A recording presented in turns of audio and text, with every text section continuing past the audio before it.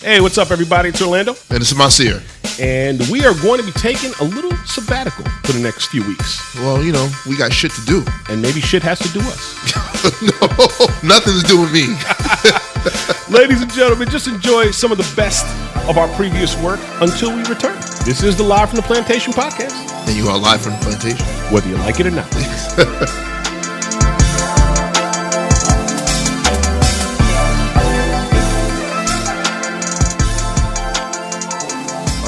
You never told me about the parade. Oh, dude, it was fucking awesome. Getting out of there wasn't so awesome. No, I told myself I'd never do Boston's it again. Full of one-way streets.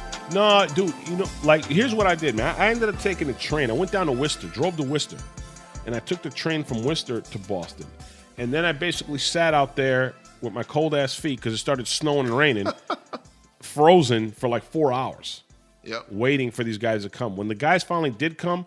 I think the whole parade lasted 10 minutes when they went by. It was like 10 minutes. 4 hours to wait and cheer for 10 minutes. But that's the Patriots. So they went by. It was awesome. You know, I saw Brady high-fiving his son, Julian Edelman, Chris Hogan, Martellus Bennett. The offensive coordinator, Josh McDaniels, was holding the trophy on our side of the street, and he was like just pumped, screaming, going crazy. I think Belichick and all them were on the other side, so I couldn't see them. I think it might have been a few of the cheerleaders, I think, but there were a lot of people who probably who work for the team, who you don't know, you know what I mean? They're just, the front office people and stuff. They're like all behind the scenes side. Yeah, kids and who knows who half those motherfuckers were on the thing, but it was awesome. Then the problem of getting out 20,000 people, all trying to leave a square block. It was ridiculous, man.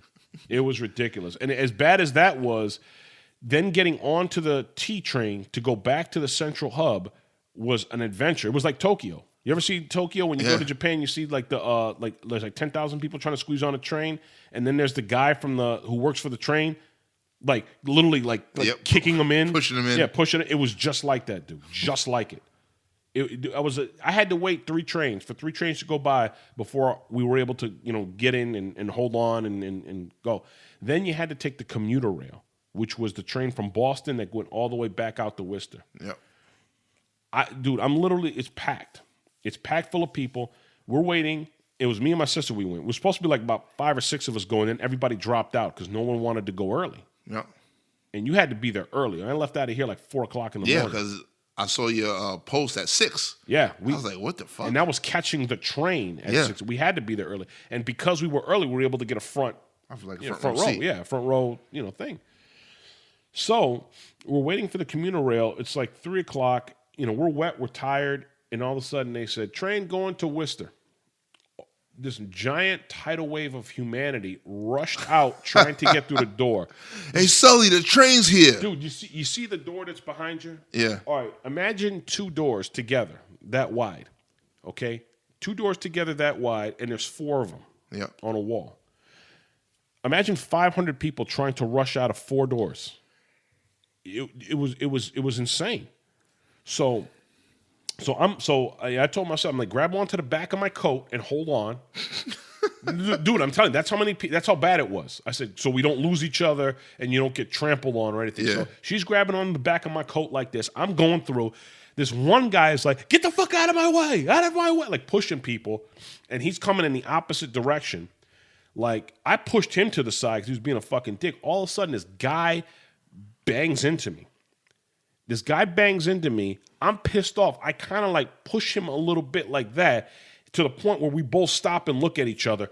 And I was like, I'm going to fucking knock this guy in the fucking face. This fucking piece of shit who just banged into me. And he banged into me pretty hard. So when he banged into me, I pushed him off me a little bit and I clenched my fist. I was that pissed off. And I looked him dead in the eye and then he looked at me. Older guy, white hair with some stubble. Yep. He looked like he was probably like in his late 50s, right? Like, I almost want to say, what the fuck do you think you're doing? And I went, I was forming the what? Yeah. And I looked him dead in his eyes, and he looked at me, and I swear to God, he said, I'm sorry, I'm disabled. Messier, I looked at his face. I looked down, and he had like the baby arm. Oh, he had the baby arm going on. Oh my God. He had a cane in one hand and the kind of the baby arm in the other, and he was walking with a limp, and he was trying to get on the train. Yep. I went from I'm about to knock this guy to you feeling like a big asshole dick. I went from I'm gonna knock this guy's head off to would you like me to carry you on the train, sir? So we formed like a little circle around the guy, me and like another guy who happened to see it, and we walked with the guy slowly to make sure nobody knocked him over. Yeah. Jesus Christ! I felt like such an asshole, like such a piece fucking of shit. Piece of shit. Exactly. That's Piece of exactly shit. what I felt like, man. Like I didn't even see it because it was so here, and then I looked down. I'm like, oh, he's got a cane and a baby arm. I think he's telling the truth. A cane and a baby. A cane and a baby arm, man. Did you I did you think hear like some slow music? Bing, bing, bing. Yeah, like the Hulk, like David Banner when he's like trying to thumb a ride. Oh man, but yeah. Bing, bing, bing. So then we went inside the train and we had to stand for like most of the trip back. Yeah, which was a giant pain in the ass until we finally got a seat and then we got to Worcester and then we were able to get like drive back home. Next time if you do it, stay overnight. Exactly. This is what my plan is. And for anybody else who's listening to this and they're a Patriots fan and want to go to the next parade that we're going to have next year, I'll go. Yeah. I'll go. Here's the plan. This is Stay what you overnight. do. No, this is what you do. Two things. You either get a room, go to any part. No. You either go to any part of the parade. Go to any location because the parade is stretched out. It's over from Boylston Street, goes up Tremont, and it goes all the way to City Hall. You either a whole lot of Irish areas. Yeah. Oh, there was a lot of Irish people there. Like straight up, like out of century. Like there were like. Did they play jump around?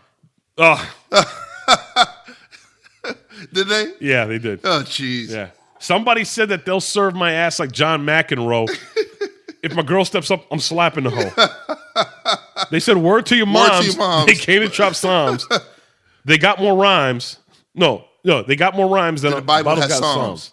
And just like the prodigal son, they've returned. Anyone stepping to them will get burned. No, they had Irish guys in there. There was one guy in there that was driving up and down the parade route. I guess he was working there. Were there a lot of Kangol style hats there? No. No? But this guy, the guy that was driving was part of like a work crew or something, and he was, he got into the spirit, was cheering everybody on, and he was like the typical like straight up Irish, hey, there's go Brady, Brady. Yeah, that Brady, nice Irish kid, blah blah blah blah blah, whatever. And then he's like, let's take him down to the harbor. Somebody give him a car. Yeah, give him a car. Yeah, Let's go to the bar. The Boston, have some Guinness. The Boston accents make me physically ill. That is just a shitty accent.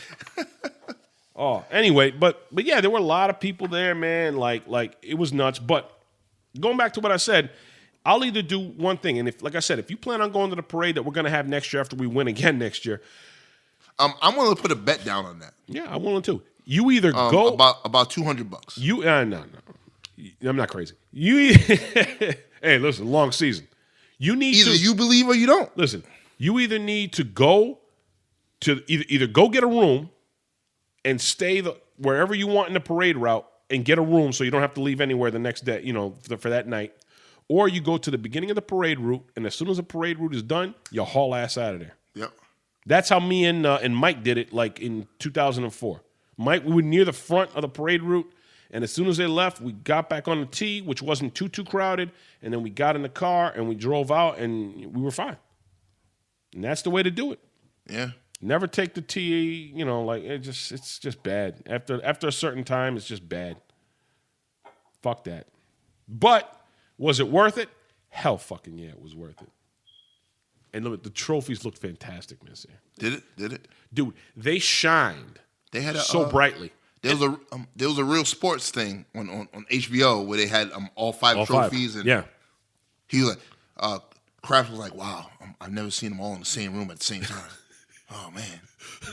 I think he was like the interview was going to leave. He was going to just jerk off on all of them. No, the funny thing is that let me give him a shine and polish. The reporter asked him further, and he actually thought he was talking about his own kids. Yeah. They're like, oh, you're talking about the trophies. Oh, yeah, I haven't seen those in the same room either.